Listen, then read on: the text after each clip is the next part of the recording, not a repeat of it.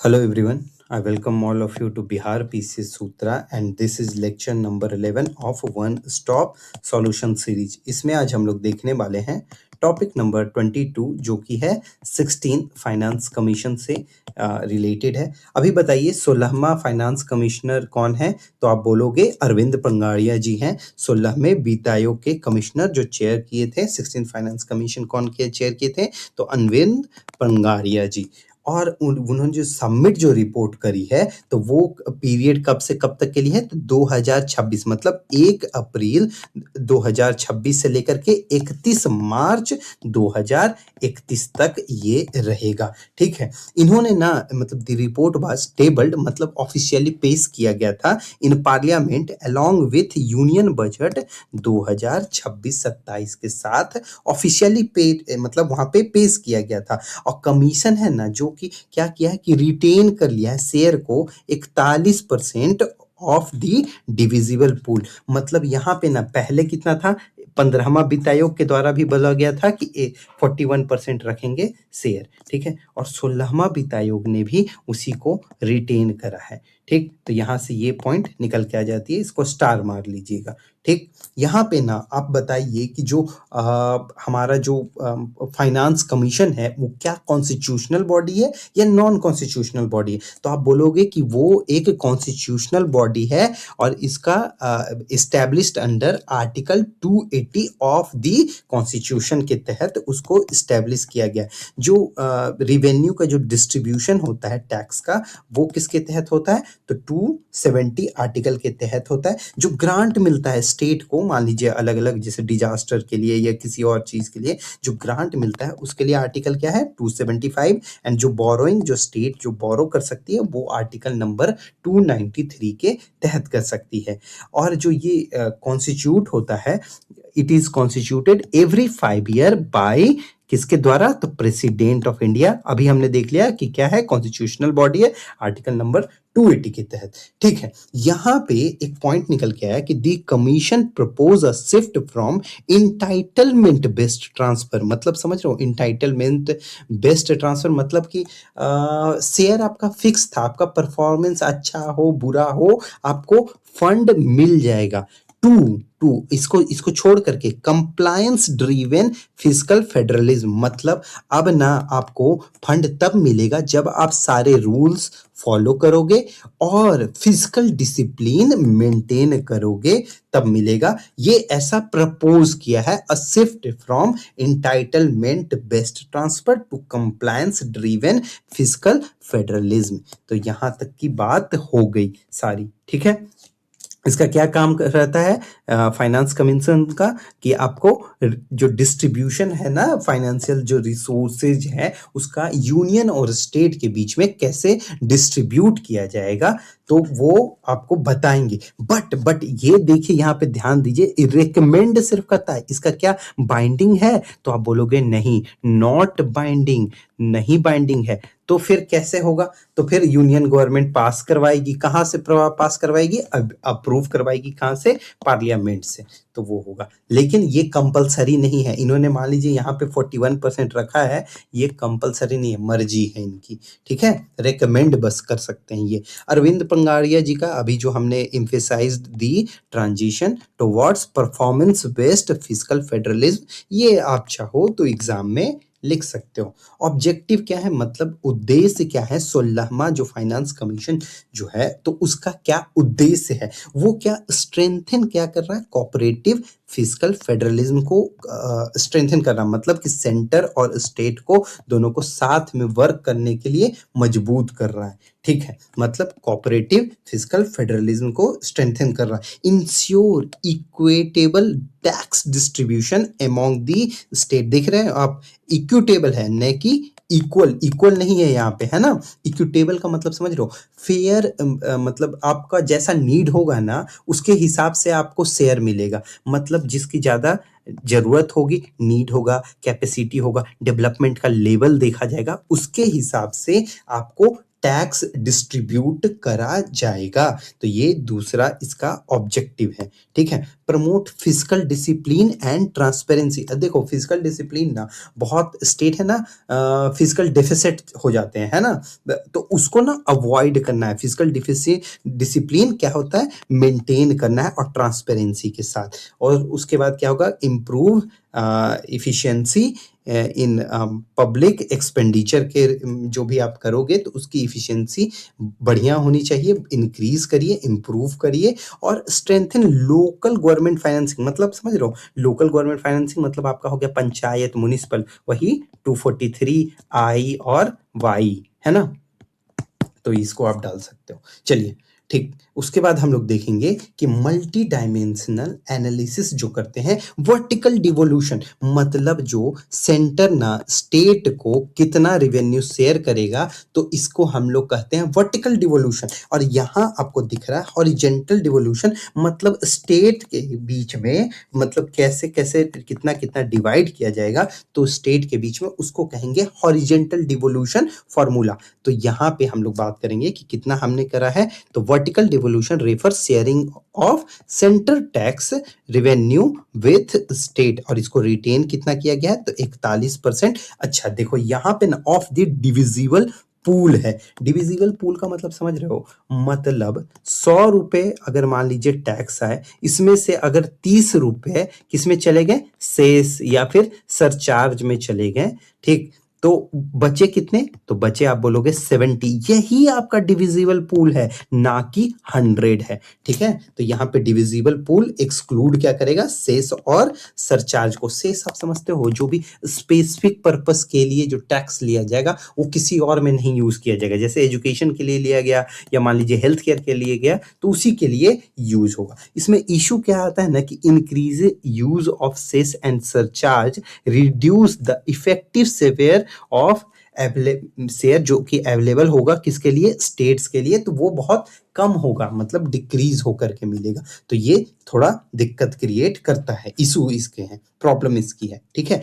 Horizontal devolution formula वही determine how, जो 41% है शेयर डिस्ट्रीब्यूट किया जाएगा स्टेट के बेसिस पे, स्टेट के वाइज में। तो यहाँ पे तो जीडीपी का कंट्रीब्यूशन का क्राइटेरिया जो है ही 10%, प्लस में ना एक रिवॉर्ड अभी स्टार्ट इससे पहले से ही किया गया कि जो अच्छा जितना इकोनॉमिक आउटपुट जनरेट करेगा, जितना बढ़िया करेगा, तो उसको ना रिवॉर्ड दिया जाएगा। इसका एग्जाम्पल आप केरला को ले सकते हो, केरला को डाल सकते हो। चलिए ठीक है, उसके बाद हम लोग नेक्स्ट देखते हैं। और बिहार को किस में डाल सकते हो, बिहार को हम लोग डाल सकते हैं कि जैसे बिहार ना इसको कंट्रीब्यूशन के बेसिस पे तो नहीं, पर हाँ पर कैपिटा इनकम पुअर है, डेवलपमेंट का क्राइटेरिया बहुत खराब है, तो उसके बेसिस पे बिहार को क्या मतलब इनकम प्लस में पॉपुलेशन, इन दोनों के बेसिस पे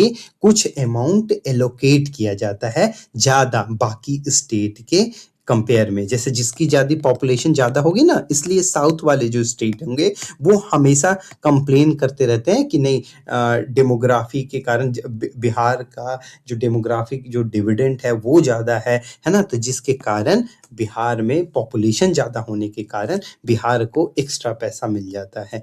किसके कारण, इनकम क्या है, लो है, पॉपुलेशन क्या है, हाई है, इसके क्राइटेरिया पे। लेकिन यहाँ जो रिवॉर्ड वाला जो रीजन है, इसके बेसिस पे केरला को परफॉर्मेंस के बेसिस पे हम लोग दे सकते हैं, ठीक है।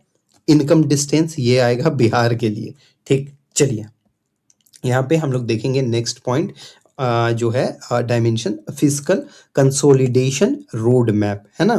फिजिकल कंसोलिडेशन रोड मैप वही कि स्टेट का जो फिजिकल डेफिसिट है वो कैप्ड होना चाहिए, कितना, तो 3%। अभी आज ही मैंने आप सबके साथ एक पीडीएफ शेयर करी होगी, है ना। नीति आयोग निकालती है performance index, physical health index, है ना, फिजिकल हेल्थ इंडेक्स। उसमें ना बिहार का आप देखोगे 2.9 है, तो अप्रोक्स मतलब ठीक है, 3 को तो पार नहीं ना करा है। जो 3% है कैप किया गया है फिजिकल डिफिसिट, है ना, उसको पार नहीं किया है बिहार ने, तो ठीक है। चलिए यहाँ पे तो सही है। तो ये सब आप उससे भी आप लिंक करके पढ़िएगा ना, तो थोड़ा और समझ में आएगा, ठीक। चलिए, सेंटर का जो फिस्कल डेफिसिट का जो टारगेट है वो 3.5% ऑफ जीडीपी बाय 2030 से 2031। अच्छा, यहाँ पे देखो आप क्या है कि एंड ऑफ बजट बोरोइंग, है ना? मतलब एम क्या है इसका? एम क्या है? 2 है कि या तो खत्म कर देना बोरोइंग को या फिर मिनिमाइज करना बोरोइंग को, यही इसका एम है, एंड ऑफ बजट बोरोइंग, है ना? और जो डेप्ट जो प्रोजेक्शन है वो कंबाइंड डेप्ट एक्सपेक्टेड टू डिक्लाइन फ्रॉम 77.3%, जो कि 2026-27 के जीडीपी के हिसाब से 77.3% से लेके 73.1% बाय 2030 से 31 तक हो जाएगा। फिजिकल कंसोलिडेशन रोड मैप, यहाँ पे हम लोग ये टॉपिक पढ़ रहे थे। मतलब इसमें क्या करते हैं कि प्लान करते हैं, स्ट्रेटजी बनाते हैं, जिससे हम लोग क्या करेंगे, रिड्यूस करेंगे। क्या रिड्यूस करेंगे? Physical deficit. ठीक है, क्लियर है यहाँ तक हम लोग? चलिए, ठीक है। यहाँ पे सब्सिडी रेशनलाइजेशन का बात किया गया है, मतलब making subsidy more targeted and efficient, effective बनाने का, है ना?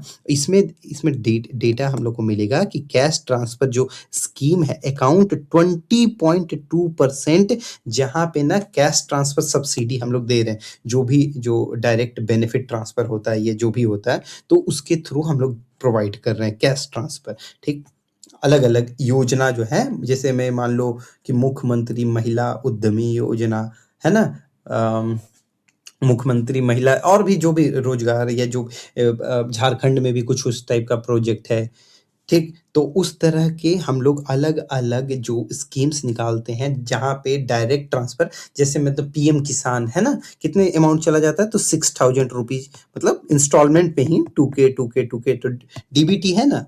तो ये हमारा हो गया सब्सिडी के बारे में। कैश ट्रांसफर कितना अकाउंट करता है? तो 20.2% ऑफ सब्सिडी स्पेंडिंग। जितना सब्सिडी मान लीजिए हमने 100 करा, तो उसमें 20 क्या हो गया? डीबीटी हो गया। ठीक, उसके बाद अप टू 3% इन 2018-19 थे, मतलब तीन अप फ्रॉम, अप है ना? मतलब इंक्रीज हुआ है 3% 2018-19 से। Large scale transfer scheme now account for 47.4 of the total subsidy expenditure, मतलब समझो अप्रॉक्स 50%, मतलब 47.4, मतलब हो गया 50%। तो मेजर ऑफ द गवर्नमेंट का जो सब्सिडी है ना, वो ना लार्ज ट्रांसफर स्कीम पे जा रहा है, मतलब वही पे डीबीटी हो गया, और या फिर पीडीएस हो गया, आपका एलपीजी सब्सिडी हो गए, तो इसी पे जा रहा है। ठीक, यहाँ पे कंसर्न रेज होता है, रेजिंग सब्सिडी में क्राउड आउट, मतलब crowd out capital investment and social sector spending. Crowd out मतलब क्या हो रहा है ना, कि डेवलपमेंट और वेलफेयर सेक्टर के लिए ना आप ज्यादा एक्सपेंड ही नहीं कर पाओ, ज्यादा स्पेंड ही नहीं कर पाओ, ताकि आपका खर्च मतलब उस पर कर ही नहीं पाओ, तो आपका क्या होगा कि डेवलपमेंट, वेलफेयर, ये सब सेक्टर आपका बर्बाद हो जाएगा, है ना? तो रिड्यूस कर देगा। ज्यादा अगर सब्सिडी दोगे तो ये कंसर्न रेज होगा हमेशा डेवलपमेंट रिगार्डिंग।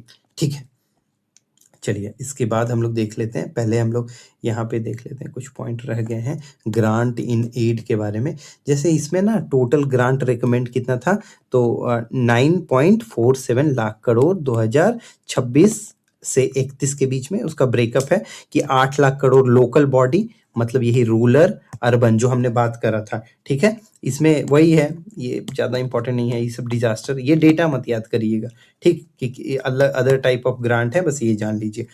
यहाँ पे देखिए कि पब्लिक सेक्टर रिफॉर्म की बात करी गई है, तो ये हम लोग देख लेते हैं कि क्लोजर ऑफ क्या किया गया है कि 308 inactive state public sector enterprises को क्या कर दिया गया, तो बंद कर दिया। मतलब गवर्नमेंट डिसाइड किया है क्या कि शट डाउन करेगा 308 जो स्टेट ओन्ड जो कंपनीज है, डेट आर नो लॉन्गर मतलब प्रॉफिटेबल नहीं है, उनको क्या किया है, तो क्लोज कर दिया है। ठीक है, इससे क्या होगा कि जो रिड्यूस क्या होगा, रिड्यूस, तो आप बोलोगे फिजिकल फिजिकल बर्डन जो होगा, बर्डन वो क्या होगा, डिक्रीज होगा, मतलब रिड्यूस होगा।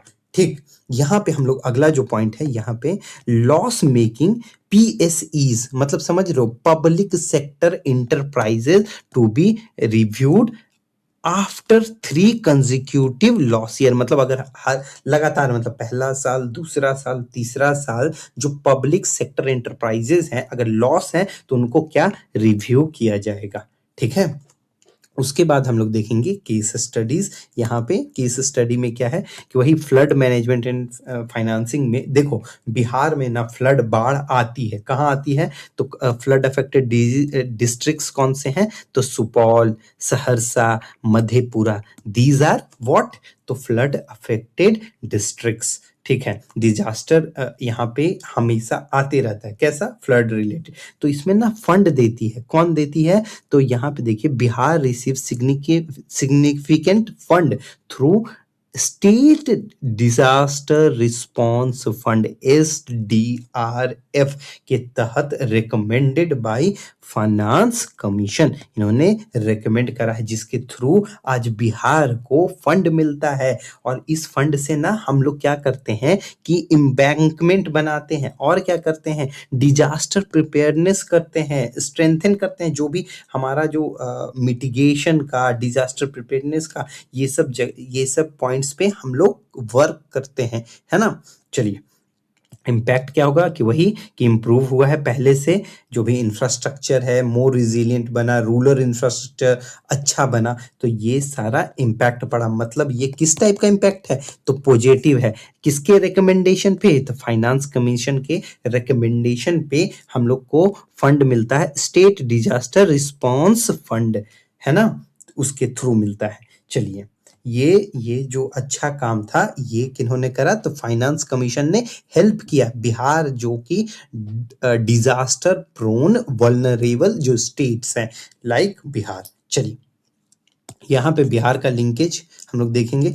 बिहार में ना देखो जो लो पर कैपिटा इनकम अभी भी, पहले तो हमने देखा था कितना था तो 66,666। ठीक है, जो नया वाला इकोनॉमिक सर्वे आया है ना 2026 के हिसाब से, उसमें भी बहुत ज़्यादा नहीं, मतलब 10,000 से इंक्रीज हो गया 76,490, जबकि इंडिया का अभी भी कितना है तो 2.5 लाख के पास है। हम लोग अभी 1 लाख पे भी नहीं पहुंचे हैं पर कैपिटा इनकम में, तो हम लोग का ना ऑलरेडी बहुत ज़्यादा लो है पर कैपिटा इनकम, मतलब अभी भी पूरे सारे मतलब स्टेट्स में लोएस्ट है। ठीक है, तो इसलिए lowest per capita income receive largest share of tax devolution, है ना, इसलिए बिहार को मिलता है। और यहाँ से ना बिहार को हमेशा बेनिफिट हुआ है, और जिसके कारण क्या बोलते हैं साउथ के जो भी स्टेट्स हैं वो क्या बोलते हैं कि बिहार को ज़्यादा बेनिफिट हो रहा। बट यहाँ पे दिक्कत है, आपका अगर कोई एक स्टेट अगर पीछे रह गया तो उसको साथ में लेके चलोगे ना, कोई भी एक बड़ी है तो उसको आप वहीं पे नहीं ना छोड़ दोगे। ठीक है, तो इसके लिए ये गवर्नमेंट करती है। ठीक, चलिए, और ये रिकमेंडेशन में भी हमेशा बिहार को ज़्यादा फंड अलॉट इसलिए किया जाता है। Bihar per capita income is among, देखो यहाँ पे लोएस्ट, जिसकी मैं अभी बात कर रहा था, तो इसलिए ट्रांसफर किया जाता है essential for infrastructure, health, education spending. ठीक है, इंक्रीज्ड लोकल ग्रांट, यहाँ पे जो हम लोग बात कर रहे थे पंचायती राज इंस्टीट्यूशन के को स्ट्रेंथन कर रहा है, तो यहाँ पे ग्रांट देता है 243I, है ना, 243I। आप म्यूनिसिपल कॉरपोरेशन के बारे में भी लिख सकते हो। ठीक, disaster management funds are crucial for Bihar, जहाँ फ्रीक्वेंट फ्लड आती है किसके कारण तो कोसी, गंडक, गंगा, अलग अलग रिवर्स के कारण हमेशा, जो कि मिलियंस ऑफ पीपल का जो लाइफ है वो अफेक्ट करता है ना। चलिए, चैलेंजेस क्या होगा, चैलेंजेस में देखिए यहाँ पे ना आप सिंपल सा सोचिए कि स्टेट है, सारे स्टेट हमेशा डिमांड करते हैं कि इंक्रीज करके टैक्स शेयर कितना बढ़ा दीजिए 50%, बट अभी फिर से जो आया है उसमें 41% है। पहला चैलेंज हो गया। ठीक, दूसरा चैलेंज है कि increase reliance on cess and surcharge reduce divisible pool, जो हम लोग पूल की जो बात कर रहे थे उसको क्या करता है रिड्यूस करता है। ठीक, उसके बाद remove of revenue deficit grant may affect poorer state. अगर मान लीजिए ग्रांट आप हटा दीजिएगा, ठीक है, तो क्या होगा कि रीजनल इम्बैलेंस इंक्रीज हो जाएगा। तो ये भी एक चैलेंज है। अभी आप बात की गई है ना, स्टार्टिंग में यहाँ पे देखो, यहाँ पे बात करी गई थी, यहाँ पे क्या है, कंप्लायंस ड्रिवन फिस्कल फेडरलिज्म, है ना। लेकिन अगर आप हटा दोगे, आप ग्रांट नहीं दोगे, दिक्कत होगी, तो यहाँ क्या होगा कि जो पुअरर जो स्टेट्स होंगे वहाँ पे दिक्कत आ जाएगी, वहाँ का जो रीजनल इम्बैलेंस है वो क्या होगा, इनक्रीज हो जाएगा। ठीक। नेक्स्ट जो पॉइंट है, जीडीपी कंट्रीब्यूशन क्रिएशन में फेवर इकोनॉमिकली स्ट्रॉन्गर स्टेट। हाँ, तो डिस्पैरिटी मतलब मान लीजिए अगर स्ट्रॉन्गर जो स्टेट है, जो ऑलरेडी